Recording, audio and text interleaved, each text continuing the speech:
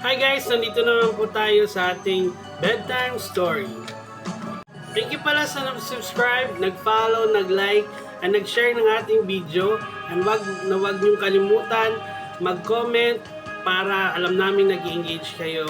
And please share our video para nakikita ng lahat. Ang pasintabi sa basher, support nyo na lang. Alam nyo na yun. Thank you, love you. Shoutout sa mga bashers dyan. Alam nyo na kung sino-sino kayo. Sino ba ang may sala? Sinong may kasalanan? A Global Payment Review. Bedtime Story by Kuya Marky. Kwento mo, share mo. Life at work. Lahat sasabihin with no hold bars. Okay, let's start. Operation with Global Payments. Kasi nga, nasisisi sila. Lobo ang amount na di nababayaran. Bangko nila galing sa customer.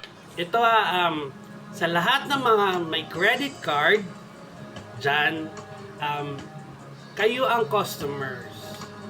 Kayo ang bumibili, ang nag-a-approve, ang pumipirma sa lahat ng transactions. Afterwards, babayaran yan ng company na nagbabayad sa mga merchant, which is Global Payment. Their courier, their cheque, lahat-lahat. Pero meron pa rin naman third party niyan, ibang pangalan. Ang category niyan per day at iba't ibang amount nasa loob. And isa lang yung amount na nakikita ng either computer or digital. Kasi nga computer siya, technology. And per category pa rin yan. Yung credit card, may Visa, may Mastercard, may debit card, Amex code, Diners, at iba-iba pa. And meron pa rin yan, source of digital, may HSBC, may credit card, may BDO, may BPI, may Metrobank. Shoutout pala sa mga company na yan. Kaya mahirap siyang bantayan. Kaya pag may cheque kayo, i-deposit nyo na agad sa nakalagay na pangalan na binayaran ng Global Payment, which is merchant, exclusive, and di pwede ma-deposit sa ibang pangalan or ibang name. Pero depende na lang sa bangko yan, syempre. Ito yung crucial part. Pag nawala yung cheque, na kailangan mo pang mag-file ng documents na may copy ka ng resibo, credit card receipt na may binayad ng customer na may approval and may pirma. Kasi andun yung binayad ng customer na may pirma, na may code, and per category din isisend sa bank nyo na nilagay yung kakabit na company nyo. Kaya malabo may nakawan, malabo na may nakuha sa third party or global payment na humahawak kasi nga nasa customer yung approval. And yung merchant ang nag-a-approve ng lahat-lahat, tapos binabayad nila diretso na check agad, kaya nasa accountant nyo or tauhan nyo ang discretion kung anong gagawin. Kaya pag may nawalang cheque, may nawalang amount, hindi yan magbabalanse yung bangko nyo. Kaya nung umalis ako, enactment ito ng time na pinalis ako kasi nga mali-mali daw yung ginawa ko, pero alam ko sa sarili ko, bank account ko maayos lahat-lahat. Yung mga empleyado na alam nila kung paano magtrabaho. And maraming naiinggit, lalo na yung isa dyan at iba pang mga tao.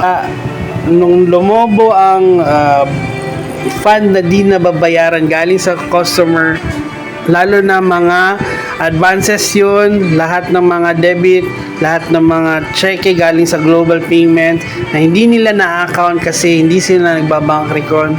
Nasisi kami, na wanted, pati waiter nasisi sa operation, lahat-lahat. Tapos pinanted pa ako, tapos walang binigay na welfare, pinabalik ako kasi nasa bangko ako nagtatrabaho. Nasisi pa kami kahit di na kami nagtatrabaho. Nag-resign ako, irrevocable, tapos tinanggap nila yun. So, the rest, sila na may kasalanan nun, hindi kami. Kaya dahil dito, kailangan namin magsiguro, magmatsyag. Sa mga director na hinawakan kami, maayos naman.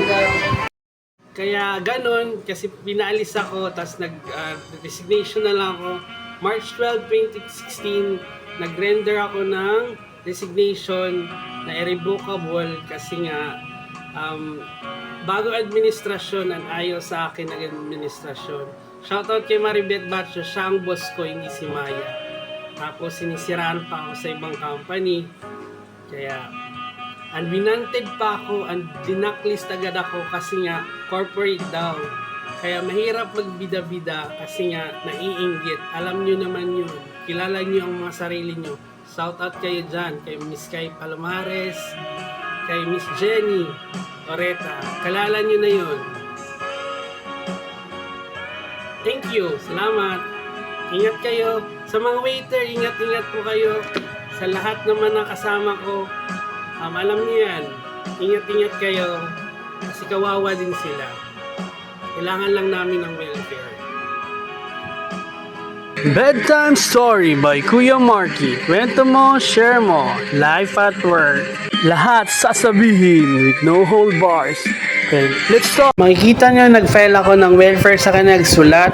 If ever mag-donate sila, lupat, blacklist ako and sinisiraan ako. Makikita nyo, dahil ako gumawa ng video ng welfare, wala naman akong pinapataman, shoutout lang, tinakot pa ako i-demand and magsusumbong kay Miss Jenny. Kita nyo yan, siniraan ako, may ginawa daw akong kalokohan sa dati kong company. Basa nyo yan, paano mo nalaman?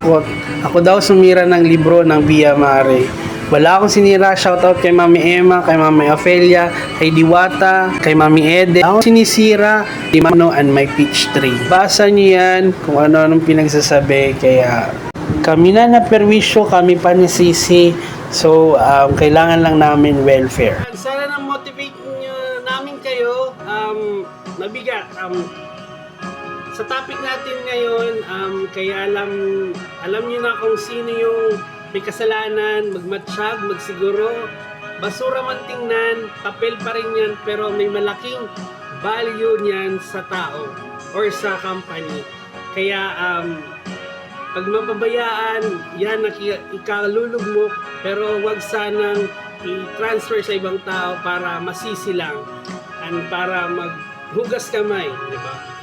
And wag ipaako sa ibang tao kasi kawawa, and binanted mo yung tao or binacklist, anong mangyayari yun, di ba? Tapos sisiraan pa. Kada tawag ng company, sisiraan mo kasi may ginawa. Wala akong malinis ako magtrabaho, malinis ako sa ibang company, kaya wala akong inagrabyado, lahat-lahat. Kaya yun. Ingat-ingat po kayo, alam nila yun. Wala akong grudge, pero dapat may managot. Salamat po. Sino may kasalanan? Tao nyo ba or accountant or mahawak sa back office? Kaya wag i-asa sa operation, sa cashier, or sa lahat ng mawak ng pera, sa nag-encounter sa customer. And yung in charge, pero wag din i-asa sa company na Global Payment. Kasi ibang company na yun.